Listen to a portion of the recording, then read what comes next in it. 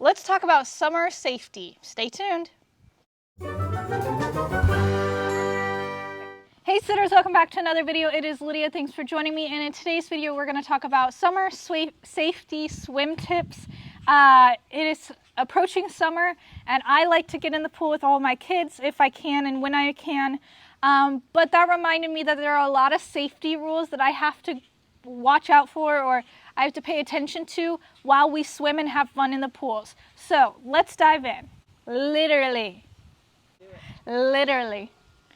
So first things first, when you are swimming with kids, sunscreen is a huge deal. Especially, I'm here in Florida, the sun, even though it may not be shining directly on you, you're getting sun. So sunscreen is really important. You make sure that all the kids are lathered up and that you reapply that sunscreen every hour. You get them out of the pool, dry them off, make sure they're completely dry, apply sunscreen, wait for 5 minutes, and you guys jump back in that pool and have fun. So sunscreen is a really big deal. Some of my families have certain types of sunscreens that they want to use, or the certain SPFs as well. So whether it's 30, 50, 75. Some of the kids, I know that some of my kids have, it stings their face. Some sunscreens sting their face, so they have a certain face sunscreen versus a body sunscreen. Just ask the details, that's all. Here in Florida, we also put sunscreen on all year long, just because you don't want to get burnt. So you're sunscreened, you jump in. What's next? We got to watch out for aggressive players.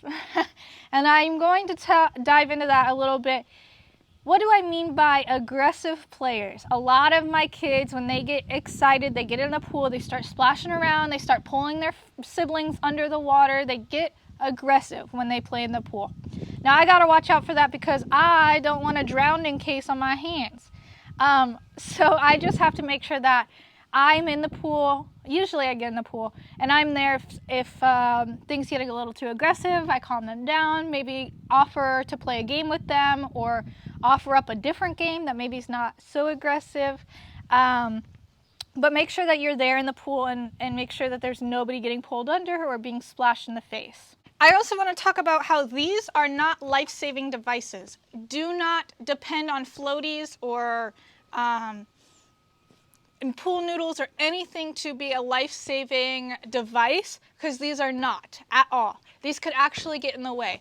The ones that are bigger, have more surface area, if that floats over a child and the child can't come back up to breathe for some air, it can be very dangerous. So I like to limit the floaties that we have in the pool. A lot of kids like to put all the floaties in and jump from floaty to floaty. I don't like that game because it can become very dangerous very quickly. So I limit the floaties that are in the pool. I let everybody get one and pick one, but I make sure that there's enough room in the pool that kids can still swim to the top and breathe for air. Also, the floaties that go around the kids' arms are also not a life-saving device. So no matter what, you should never walk away from the pool while there's kids in the pool. If you have to go to the bathroom, if one of the kids, you have to take them to the bathroom. If you have to go inside for anything, everybody gets out, sits on the pool deck, and waits for you to come back, because it only takes a few seconds for something to go wrong. And you don't walk away from kids in the pool. That's just crazy. Another thing I want to talk about that's on my list is breaks, taking breaks. My kids do not know when to stop. They will swim for 3 to 4 hours if you just let them. I like to make sure that we take breaks. We get out. It's the perfect time when we put on sunscreen as well. So we get out, put on our sunscreen. I make sure that they're getting water. If they're hungry, they eat something. But just to take a break and a breather and charge. Swimming takes a lot of energy out of kids, a lot of energy out of anybody if you're swimming. It's an exercise, a form of exercise. And I've just seen where kids get really tired, and that can lead to them not swimming as well. Something can happen. So we get out, take a break, make sure that everybody's getting water, reapply sunscreen, and then we jump back in and have more fun. But I don't go a long length of time just having everybody swim in the pool. If you yourself are not comfortable swimming in the water or being around water as it is, swimming is not an activity that you should be letting the kids do while you're there. I don't care if they know how to swim. I don't care if they're 12 years old and been on the swim team for 2 years. I don't care.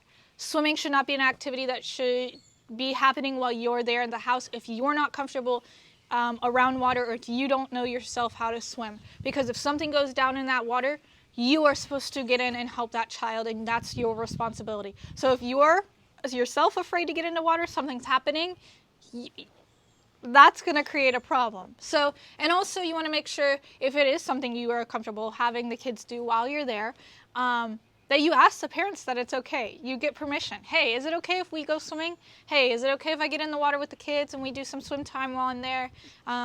For my clients who have I have full days with them, I like to incorporate swimming. Again, it's an exercise. The kids get tired. So I like to incorporate it right before lunchtime. We do lunch and then nap.